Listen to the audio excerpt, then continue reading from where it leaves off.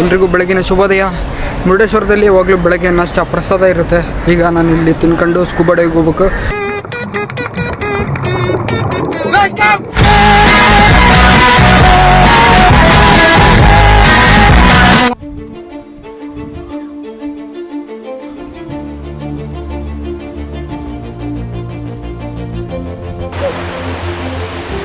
ಇವರು ಅಪ್ರೆ ನಿಜವಾದ ನಾವು ಬಾಯಿ ಮುಚ್ಕೊಂಡಿದ್ದೀವಿ, ನಮ್ಮನ್ನ ಕೆಣಿಗ್ಬೇಡಿ.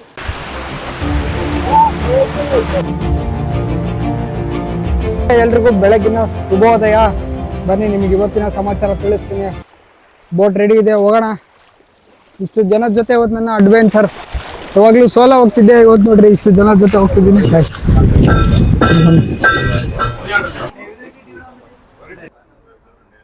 It's a long way journey. It's around 1.5 hour journey. Depends on the sea condition, depends on the engine condition. If something get any trouble in the water, we take a long way to reach over there. Scuba diving. No idea. Self-contained underwater breathing apparatus. This is calling scuba diving tank. One person carry in the morning. He carry in the morning. Okay. He feel the weight. It's around 15 kilogram weight about the tank. Just bite over here. And secondary also there, the yellow one. This is for sharing an emergency situation you're handling. Otherwise, you're always going to using the primary one only. Make sure this should be in the mouth, like this. They communicate by hand signals only because we cannot talk each other while diving. We'll ask you, are you okay? Go down. This sign for question answer as well as I'm okay. When I'm asking, are you okay? Never do like this, I'm okay. No. If you do like this, we get confused. We don't know what's the issue there. Okay, this is a basic hand signal sign for okay. Up, down, stop, move your leg. And problem, how will show? Always make like this? No. You have to make a sign like this. Something get wrong. Problem. And most important sign, pictures and videos. For the picture, the sign for the video. Okay, this is signs. ಶರಣು ನಮಸ್ಕಾರ ಎಲ್ರಿಗೂ. ಯಾನಮನ ಜ್ಞಾನ ಜನತೆಗೆ ನಾನು ನಿಮ್ಮ ಸ್ಯಾನ್ಯಾನ. ಎಲ್ಲಾಗಿದ್ದೀರಾ? ಎಲ್ಲ ಚೆನ್ನಾಗಿದ್ದೀರಾ ಅನ್ಕೊಂಡಿದ್ದೀನಿ. ಯಾವಾಗ್ಲೂ ಬೆಟ್ಟ ಕಾಡು ಸುತ್ತಿದ್ದೆ, ಟ್ರಕ್ ಅಂತ ಹೋಗ್ತಿದ್ದೆ. ಇವತ್ತು ಹೊಸ ಅಡ್ವೆಂಚರ್ ಸ್ಕೂಬಾ ಡೈವ್ ಮಾಡಕ್ ಹೋಗ್ತಿದ್ದೀನಿ. ಮುರುಡೇಶ್ವರ ಅಡ್ವೆಂಚರ್ಸ್ ಇದೆ, ಇವ್ರ ಕಡೆಯಿಂದ ಇವ್ರ ಹೊತ್ತಿಂದ ಹೋಗ್ತಿದ್ದೀನಿ. ತುಂಬಾ ಖುಷಿ ಆಗ್ತಿದೆ. ಈ ವರ್ಷದ ಕೊನೆಯ ಅಡ್ವೆಂಚರ್ ಅಂತ ಹೇಳ್ಬೋದು. ಶರಣು ವೀಕ್ಷಕರೇ, ನೇತ್ರಾಣಿ ದ್ವೀಪ. ನೇತ್ರ ಅಂದ್ರೆ ಕಣ್ಣು, ಅಣಿ ಅಂದ್ರೆ ದ್ವೀಪ. ಇದಕ್ಕೆ ಆಂಜನೇಯನ ದ್ವೀಪ, ಪಾರಿವಾಳಗಳ ದ್ವೀಪ, ಹೃದಯಾಕಾರದಲ್ಲಿರುವ ವಿಶ್ವ ಪ್ರಸಿದ್ಧ ದ್ವೀಪ ಎಂದು ಕರೆಯುತ್ತಾರೆ. ನೇತ್ರಾಣಿ ಕರ್ನಾಟಕದ 7 ಅದ್ಭುತಗಳಲ್ಲಿ ಒಂದು. ಪುರಾಣ ಕಥೆಗಳಲ್ಲಿ ಆಂಜನೇಯನು ಲಕ್ಷ್ಮಣನನ್ನು ರಕ್ಷಿಸಲು ಇಲ್ಲಿಂದ ಹಾರಿದ್ದನೆಂದು ಹೇಳುತ್ತಾರೆ. ಆ ಸಂದರ್ಭದಲ್ಲಿ ಆಂಜನೇಯ ಮಣ್ಣಿನಿಂದ ರಾಮನ ಪ್ರತಿಮೆ ಮಾಡಿ ಪೂಜೆ ಸಲ್ಲಿಸಿ ಇಲ್ಲಿಂದ ಹಾರಿದ್ದನು ಎಂದು ಹೇಳುತ್ತಾರೆ. ಸ್ಥಳೀಯರು ಈ ನೇತ್ರಾಣಿಗೆ ಸಂಕ್ರಾಂತಿ ಸಮಯದಲ್ಲಿ ಭೇಟಿ ನೀಡುತ್ತಾರೆ. ಈ ಅಡ್ವೆಂಚರ್ ಒಳಗೆ ವಯಸ್ಸಾದರು ಕೂಡ ಬಂದಿದ್ದಾರೆ. ನನ್ನಂತ ಹುಡುಗರಿಂದ ಹಿಡಿದು ಅಂಕಲ್ಗಳು ಬಂದಿದ್ದಾರೆ. ಹೇಳೋದೊಂದೇ, ಈ ತರ ಅಡ್ವೆಂಚರ್ಸ್ ಮಾಡ್ರಿ. ಎಲ್ರಿಗೂ ಇರೋದು ಒಂದು ಲೈಫ್, ಮತ್ತೆ ಅಂತೂ ಹುಟ್ಟು ಬರಲ್ಲ. ಈ ತರ ಅಡ್ವೆಂಚರ್ಸ್ ಮಾಡ್ರಿ. ಕುಡಿದು ಏನೋ ತಿಂದು ಹಾಳು ಮಾಡೋಕ್ಕಿಂತ ಈ ತರ ಒಳ್ಳೊಳ್ಳೆ ಅಡ್ವೆಂಚರ್ಸ್ ಮಾಡ್ರಿ. ನಂತರ ಇದನ್ನ ಮಾತ್ರ ನಾನು ಯಾವಾಗ್ಲೂ ಹೇಳ್ತಿರ್ತೀನಿ, save money, do adventures, next level ಇವೆಲ್ಲ. ಯಾಕಂದ್ರೆ ಇವನ್ನ ದಿನ ಈ ತರ ಅಡ್ವೆಂಚರ್ಸಿಗೆ, ಯಾವಾಗ್ಲೂ ಈ ತರ ಆಕ್ಟಿವಿಟೀಸಿಗೆ ಹೋಗಕ್ಕಾಗಲ್ಲ. ಯಾವಾಗ್ಲೂ ಈ ತರ ಅಡ್ವೆಂಚರ್ಸ್ ಮಾಡೋಕ್ಕಾಗಲ್ಲ. ಅದಕ್ಕೋಸ್ಕರ ಹೇಳ್ತಿರೋದು, ಅಟ್ಲೀಸ್ಟ್ ಲೈಫಾಗ ಒನ್ ಟೈಮ್ ಆದ್ರೂ ಈ ತರ ಅಡ್ವೆಂಚರ್ಸ್ ಮಾಡ್ರಿ. ಒಂದು ಇರೋದು ಒಂದೇ ಲೈಫ್. ಅದೇ ದಿನ ಆದ್ರೆ ಅದೇ ಕೆಲಸ, ಅದೇ ಮನೆ ಅಷ್ಟೇ. ಅದು ಬಿಟ್ರೆ ನೆಕ್ಸ್ಟ್ ಲೆವೆಲ್ ಅಂದ್ರೆ ಈ ತರ ಅಡ್ವೆಂಚರ್ ಮಾಡ್ರಿ, ಈ ತರ ಟ್ರಾವೆಲ್ ಮಾಡ್ರಿ. ಅದ್ರಾಗ ನಾನು ಸುಮಾರು ಜನಕ್ಕೆ ಹೇಳೋದೇನಂದ್ರೆ, ಒಬ್ಬೊಬ್ಬರೇ ಅಡ್ಡಾಡ್ರಿ, ಒಬ್ಬೊಬ್ಬರೇ ಅಡ್ಡಾಡೋದು ಕಲೀರಿ. ಅದ್ರ ಬೇರೆ ತರನೇ ಫೀಲ್ ಆಗೋದು, ಅದ್ರ ಬೇರೆ ತರನೇ ಎಕ್ಸ್ಪೀರಿಯನ್ಸ್. ಒಬ್ಬೊಬ್ಬರೇ ಅಡ್ಡಾಡ್ರಿ ಲೈಫ್ ನಲ್ಲಿ. ಗಾಳಿ ನೋಡ್ತೀವಿ ಯಾವ ತರ ಇದೆ ಗಾಳಿ. ಇವಾಗ ಲೆಫ್ಟ್ ಸೈಡ್ ಇದ್ರೆ ರೈಟ್ ಮಾಡ್ತೀವಿ, ರೈಟ್ ಸೈಡ್ ಇದ್ರೆ ಲೆಫ್ಟ್ ಮಾಡ್ತೀವಿ. ಅಣ್ಣ, ನಿಮಗೆ ಮುಂಚೆನೆ ಹೇಳ್ತಾರ ಈ ತರ ಏನಾರ ವೆದರ್ ಕಂಡೀಷನ್ ಏನಾರ ಇದ್ರೆ ನಿಮಗೆ ಹೇಳ್ತಾರೆ? ಎಲ್ಲ ಬರುತ್ತೆ, ನಮ್ಗೆಲ್ಲ ಬರುತ್ತೆ, ಇನ್ಫಾರ್ಮ್ ಬರುತ್ತೆ. ಇದರದೆಲ್ಲ ನೋಡ್ಕೊಂಡು ನೋಡ್ತೀವಿ ಯಾವ ತರ ಇದೆ ಅಂತ ನೋಡ್ಕೊಂಡು ನಾವು ಡೈಲಿ ಹೋಗ್ತೀವಿ. ಚೆನ್ನಾಗಿರುತ್ತೆ. ನೀವು ಮಾಡಿದ್ದೀರಾ ಸ್ಕೂಬಾ ಡೈವ್? ನಾವೇ ಸ್ಕೂಬಾ ಡೈವರ್ಸ್. ಅಂದ್ರೆ ನಮ್ ಜೊತೆ ಹೇಳಿದ್ದೀರಾ? ಒಬ್ಬರು ಒಂದ್ ಪರ್ಸನ್ ಒಬ್ರು ಇರ್ತಾರೆ. ಅಲೆಗಳು ಯಾವ ಟೈಮ್ ಜಾಸ್ತಿ ಇರ್ತವೆ? ಸೀಸನ್ ಯಾವಾಗ? ಅಯ್ಯೋ, ಅಲೆಗಳು ಅಂದ್ರೆ ಮಳೆಗಾಲದಲ್ಲಿ. ಅವಾಗ ಜಾಸ್ತಿ ಇರ್ತದೆ. ಅವಾಗ ಹೋಗಂಗಿಲ್ಲ? ಅವಾಗೆಲ್ಲ ಕ್ಲೋಸ್ ಆಗಿರುತ್ತೆ. ಕ್ಲೋಸ್ ಆಗಿರುತ್ತೆ. ಯಾವಾಗ ಮಳೆ ಕಮ್ಮಿ ಆಗುತ್ತೆ ಅವಾಗಿಂತ ಕ್ಲೋಸ್ ಆಗಿರುತ್ತೆ. 4 ಮಂತ್ ಕ್ಲೋಸ್ ಆಗಿರುತ್ತೆ ಮಳೆಗಾಲದಲ್ಲಿ. ನೀವು ಒಂದು ಸೈನ್ ಮಾಡಿಸ್ಕೊಂಡ್ರಲ್ಲ ಏನು ಹೇಳ್ರಿ ಅದು? ಅದು ಮೆಡಿಕಲ್ ಏನು ಇಶ್ಯೂ ಇದ್ರೆ ನಿಮಗೆ ಮೆಡಿಕಲ್ ಏನು ಇಶ್ಯೂ ಇದ್ರೆ ಅದು ನಾವು ಸೈನ್ ಮಾಡ್ಕೊತೀವಿ. ಹಾಂ ಹಾಂ ಹಾಂ. ಏನಾದ್ರು ಹೇಳಬೇಕಲ್ವಾ, ಮೆಡಿಸಿನ್ ನಮ್ಗೆ ಏನಿದೆ, ಹಾರ್ಟ್ ಈಗ ಅಸ್ತಮ ಏನಾದ್ರು ಇದ್ರೆ ಏನಿದ್ರೆ ಹೇಳಬೇಕಲ್ವಾ. ಹಾಂ ಹಾಂ. ಇಲ್ಲ ಏನು ಹಾಗೆ ಹೇಳ್ದೆ ಬಂದ್ರೆ ನಮ್ಗೆ ಗೊತ್ತಾಗಲ್ಲಲ್ವಾ. ಹೌದೌದು. ಸೊ ಅದಕ್ಕೆ ಫಾರ್ಮ್ ಪೆಲ್ಲ ಫಿಲ್ಅಪ್ ಮಾಡ್ಕೊಂಡು ಬರ್ತೀವಿ. ಆ ಥರ ಯಾರು ಬಂದಿದ್ದಾರಾ? ಆ ಥರ ಒಬ್ಬೊಬ್ರು ಬರ್ತಾರೆ, ಗೊತ್ತಾಗಲ್ಲ ನಮಗೆ. ಫಾರ್ಮ್ ಫಿಲ್ಅಪ್ ಮಾಡ್ತಾರೆ, ಒಂದು ಏನು ಗೊತ್ತಾ, ಫ್ರೆಂಡ್ಸ್ ಎಲ್ಲ ಒಟ್ಟು ಬರ್ತಾರಲ್ವಾ. ಸೊ ಅವಾಗ ಬಗ್ಗೆ ಏನು ಗೊತ್ತಾಗಲ್ಲ ಅವ್ರಿಗೆ. ಗೊತ್ತಾಗಲ್ಲ. ಬಂದು ಫಾರ್ಮ್ ಫಿಲ್ಅಪ್ ಮಾಡ್ತಾರೆ ಏನಂತ ಗೊತ್ತಾಗಲ್ಲ, ಬಟ್ ಮಾಡ್ಕೊಂಡು ಬಂದು ಹೋಗ್ತಾರೆ. ಆಮೇಲೆ ಗೊತ್ತಾಗುತ್ತೆ ನಮಗೆ ಈ ಥರ ಇದ್ದಾರೆ ಅಂತ. ಹಾಂ. ಆಮೇಲೆ ನಾವು ಕೊಡಲ್ಲ, ಕ್ಯಾರಿ ಮಾಡಕ್ಕೆ ಕೊಡಲ್ಲ, ಎಲ್ಲ ಸ್ಟಾಪ್ ಮಾಡ್ತೀವಿ ಅವ್ರಿಗೆ. ಸುಮಾರು 1 ತಾಸು ಸಮುದ್ರಯಾನದಲ್ಲಿ ನವೀನ್ ಎಂಬ ಡೈವರ್ ಜೊತೆ ನಾನು ಅಲ್ಲಿಯ ರಹಸ್ಯ ಕೇಳುತ್ತಾ ಹೊರಟೆ. ನೇತ್ರಾಣಿ ನಿಗೂಢ ಮತ್ತು ವಿಸ್ಮಯವಾಗಿ ಉಳಿದಿದೆ. ನೋಡ್ರಿ ವೀಕ್ಷಕರೇ, ಕೊನೆಗೂ ಹತ್ತತ್ರ 1.5 ತಾಸು ಆದ್ಮೇಲೆ ನೇತ್ರಾಣಿ ಐಲ್ಯಾಂಡ್ ಬಂತು. ಇನ್ನೇನು ಕೆಲವೇ ಕ್ಷಣಗಳಲ್ಲಿ ನೀರಿಗಿಳಿಯೋದು. ತುಂಬಾ ಖುಷಿ ಆಗ್ತಿದೆ. ಬಹಳ ದಿವಸದಿಂದ ಅನ್ಕೊಂಡಿದ್ದೆ ಇಲ್ಲಿಗೆ ಬರ್ಬೇಕಂತ. ಇವತ್ತು ಕೊನೆಗೂ ಬಂದಿದ್ದೀನಿ. ಯಾವಾಗ್ಲೂ ಅದೇ ಏನಂತಾರೆ, ನಮ್ಮ ಡ್ರೀಮ್ ಪ್ಲೇಸಸ್ಗಳು ನೀವು ಆದಷ್ಟು ಅದ್ರ ಬಗ್ಗೆ ಯೋಚನೆ ಮಾಡ್ತಿದ್ರೆ ಒಂದ್ ದಿವಸ ಮಾಡೇ ಮಾಡ್ತೀರಂತ. ಅದು ಮಾತ್ರ ನಿಜ. ಎಷ್ಟೋ ಈ ಥರ ಎಷ್ಟೋ ಪ್ಲೇಸ್ಗಳನ್ನ ಹೋಗ್ಬೇಕು ಅನ್ಕೊಂಡಿದ್ದೀನಿ. ಆ ಥರ ಸುಮಾರು ಪ್ಲೇಸಿಗೆ ಹೋಗಿದ್ದೀನಿ. ಒಳ್ಳೆ ಚೆನ್ನಾಗಿ ಎಕ್ಸ್ಪ್ಲೋರ್ ಮಾಡಿದ್ದೀನಿ. ನೋಡ್ರಿ ಕೊನೆಗೂ ಬಂತು ನೇತ್ರಾಣಿ ಐಲ್ಯಾಂಡ್. 1.5 ತಾಸು ಆಯ್ತು, ಕೊನೆಗೂ ಬಂತು. ದೇವಸ್ಥಾನ ಇದ್ರ ಎದುರುಗಡೆನೆ ಕಾಣ್ತಿದೆ, ದೂರದಲ್ಲಿದೆ ಅಂತೆ. ಇದು ಯಾವ ಥರ ಈ ಆಕ್ಟಿವಿಟೀಸ್ ನಡೆಸ್ತಾರಂದ್ರೆ, ಮುಂಚೆನೆ ಪ್ರಿಕಾಷನ್ ಎಂತ ಅಂತಾರಂದ್ರೆ, ಗಾಳಿ ಯಾವ ಕಡೆ ಇರುತ್ತೋ ಅದ್ರ ಆಪೋಸಿಟ್, ಎಲ್ಲಿ ಗಾಳಿ ಇರುತ್ತೋ ಅದ್ರ ಆಪೋಸಿಟ್ನ ಇಳಿಸ್ತಾರೆ. ಹತ್ರನೇ ಬಂದಿದ್ದೀವಿ. ಹೌದ್ರಾ?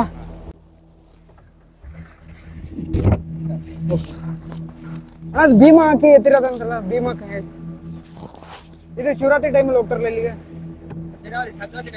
ಸಂಕ್ರಾಂತಿ ಟೈಮಲ್ಲ ಬರೋಣ ಅನ್ಕೊಂಡಿದ್ದೀನಿ ಅವತ್ತು. ನಾ ಇದ್ರೆ ಇಲ್ಲಿ ಒಂದು 10 ಸರಿ ಬಂದಿನ ಈ ಮುರುಡೇಶ್ವರಕ್ಕೆ, ಬಟ್ ಇಲ್ಲಿ ಬರೋಕ್ಕಾಗಿರ್ಲಿಲ್ಲ. ಇದೆ ಅಲ್ಲ ನೋಡ್ರಿ, ಇದೇ ಕೇಬು ಅಣ್ಣ. ಒಳಗಡೆ ಏನಿದಣ್ಣ ಅಂದ್ರೆ ಡೀಪ್, ಭಾಳ ಡೀಪ್ ಇದೆನಾ? ಸ್ವಲ್ಪ ಡೀಪ್ ಇದೆ. ಅದ್ರೊಳಗಡೆ ಹೋಗಿದ್ದಾರೆ. ಹಾ ಹಾ. ಅಂದ್ರೆ ಅಲ್ಲಿ ನೀರ್ ಇರಲ್ಲ ಒಂದೊಂದು ಟೈಮ್? ಇರುತ್ತೆ. ಹಾ ಹಾ. ನೋಡ್ರಿ, ಇದೇ ಕೇವು. ಭೀಮಾ ಕೈ ಹಾಕಿ ಎತ್ತಕ್ ಹೋಗಿದ್ದಂತೆ. ಈ ಸೈಡ್ ಐತೆ, ಅದೇ ಆ ಕಡೆ ಸೈಡ್ ಇದೆನಾ? ಆ ಕಡೆ ಸೈಡ್ ಇದೇ ತರ ಕೇವ್ ಇದೆ. ಹಿಂದೆ ಈ ಸೈಡ್. ಹಾ ಹಾ ಹಾ. ಹಾ ಹಾ. ನೋಡ್ರಿ, ಈ ಬಂಡೆಗಳ ಫಾರ್ಮೇಶನ್ ನೋಡ್ರಿ ಹೆಂಗಿದೆ.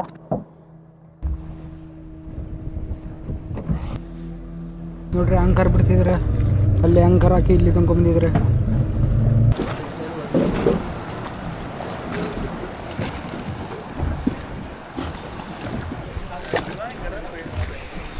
ಹೆಂಗಿದೆ ಮೇಲಿಂದ, ಸಕ್ಕದಾಗಿದೆ ಅನ್ಕೊಳ್ರಿ.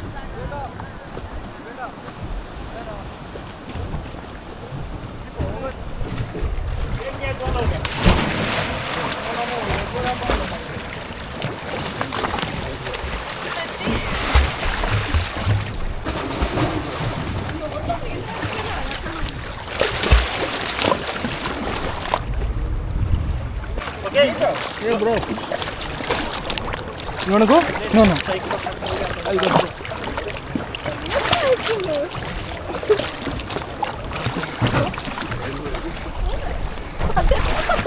Hey Prabhu. Hey Ram. Krishna Jagannath. Hey Prabhu, Hari Ram Krishna Jagannath Premanand. Hey Prabhu. गमछा भी खोल गए. हे प्रभु, हे प्रभु, गमछा भी खोल गया.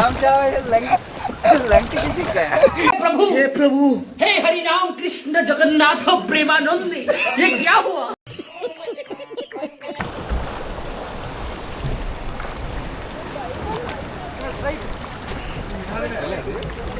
ಅಂದರೆ ಮೀನಿನ ಕಾಲುಗಳು, ಇದರಿಂದ ಸುಲಭವಾಗಿ ನೀರೊಳಗೆ ಈಜಾಡಬಹುದು.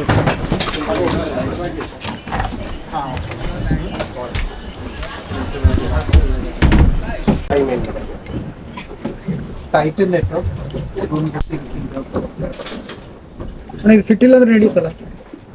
ಸೊಳ್ಳೆ ಕೆಳಗಡೆ ಬಿಟ್ಟಿರ್ತಾರೆ. ಎಷ್ಟು ಕೆಜಿ ಇರುತ್ತೆ ಇದು weight? ಒಂದೊಂದು ತೂಕ ಒಂದೊಂದು ಕೆಜಿ ಇರುತ್ತೆ. ಈಗ ಅಷ್ಟು ನಿಮ್ಗೆ 4 ಕೆಜಿ ಹಾಕಿದೆ. 4 ಕೆಜಿ ಹಾಕಿದ್ದಾರೆ. ಎಲ್ಲ ಸೇಫ್ಟಿ ಇದೆಲ್ಲ. ಸೇಫ್ಟಿ. ನಮ್ಮ ಮೊಮ್ಮಕ್ಕನೇ ಮಗ ನಾನು ಅದಕ್ಕೆ.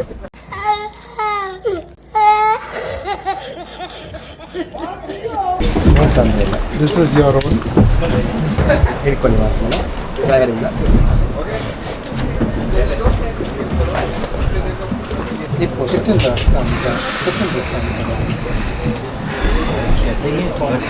ಥರ ಬ್ರೀತ್ ಮಾಡ್ತೇವೆ ಒಂದ್ಸತಿ.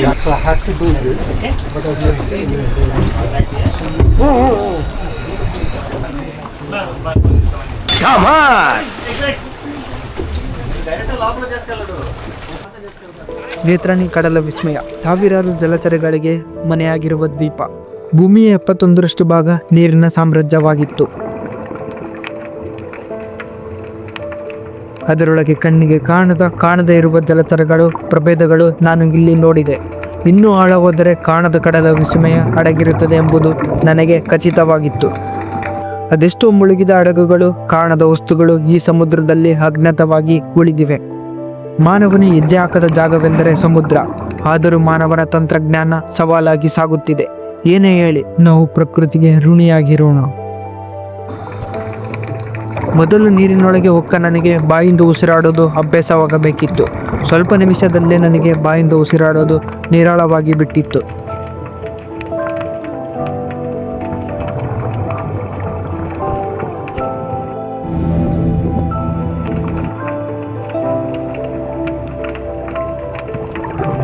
ಈ ಮತ್ಸ್ಯಗಳು ನೀರಿನ ಆಳದಲ್ಲಿ ತನ್ನ ಜಾಗ ಮತ್ತು ಆಹಾರವನ್ನು ಹುಡುಕಿಕೊಂಡು ಜೀವಿಸಲು ಈ ನೇತ್ರಾಣಿ ದ್ವೀಪ ಮನೆಯಾಗಿದೆ. ನೇತ್ರಾಣಿ ದ್ವೀಪ ಶಾಂತ ವಾತಾವರಣವು ಆಧ್ಯಾತ್ಮಿಕತೆ ಆಕರ್ಷಣೆಯನ್ನು ಹೆಚ್ಚಿಸುತ್ತದೆ.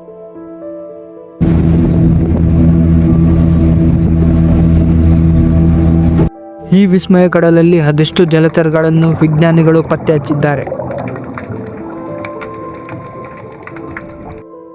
ಸುತ್ತುವರಿದಿರೋ ಅರೇಬಿಯನ್ ಸಮುದ್ರ ಈ ದ್ವೀಪಕ್ಕೆ ಕಾವಲಂತೆ ಕಾಣುತ್ತದೆ.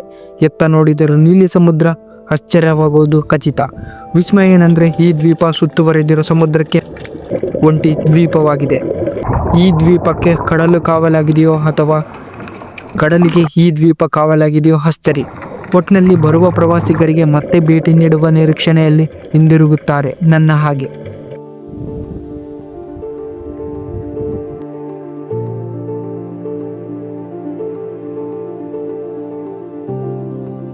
ದಿನನಿತ್ಯ ನೀರಿಗಿಳಿಯುವ ಡೈವರ್ಗಳಿಗೆ ಈ ಕಡಲು ರಹಸ್ಯವಾಗಿ ಉಳಿದಿದೆ.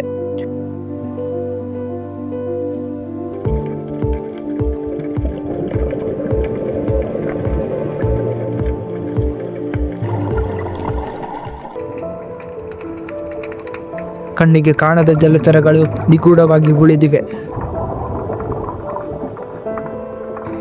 ನನ್ನ ಜೀವನದಲ್ಲಿ ಮೊದಲ ಬಾರಿ ಸಮುದ್ರ ಆಳವನ್ನು ನೋಡಿದೆನು. ಮತ್ತೆ ಭಯವಿಲ್ಲದೆ ನುರಿತ ಡೈವರ್ಗಳ ಜೊತೆ ನೀರಿನಲ್ಲಿ ಜಲಚರಗಳನ್ನು ಹುಡುಕುತ್ತಿದ್ದೆ.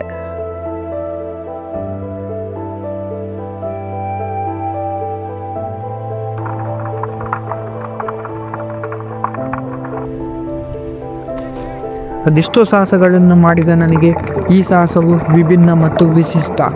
ಪ್ರತಿಕ್ಷಣ ಕುತೂಹಲಕಾರಿ.